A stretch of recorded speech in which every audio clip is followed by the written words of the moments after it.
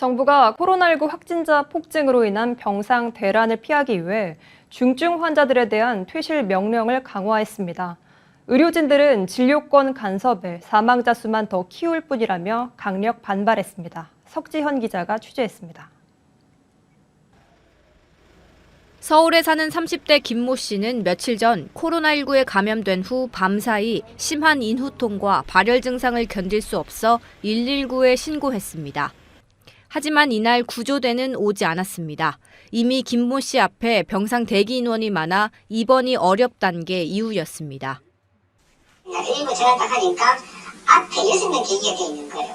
밤새는 무서운 혼자 같다잖아. 혼자 있으면서.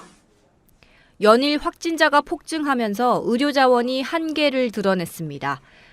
정부는 병상 대란을 막기 위해 증세가 호전된 코로나19 환자를 중환자실에서 권고 없이 퇴실시키겠다고 밝혔습니다. 의료진들은 사망자 수만 더 키우는 조치라며 반발합니다.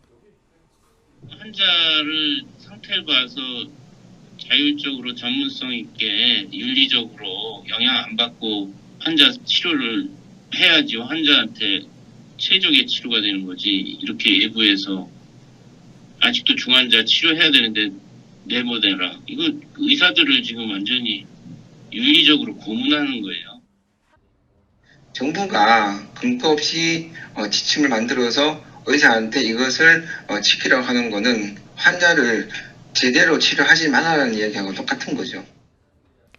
하지만 중환자가 계속 쏟아지는 상황에서 조기 퇴원 명령 외에는 당장 병상을 확보할 뚜렷한 대안도 없습니다.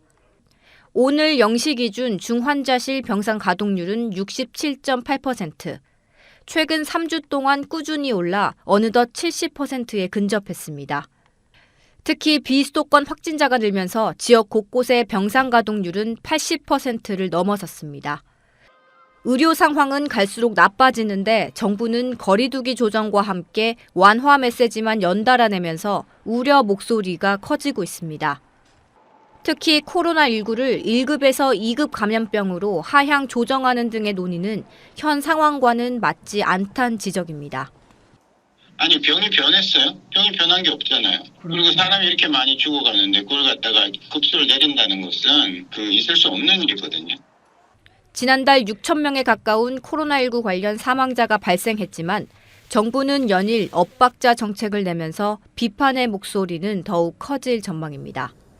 머니투데이 방송 석전입니다.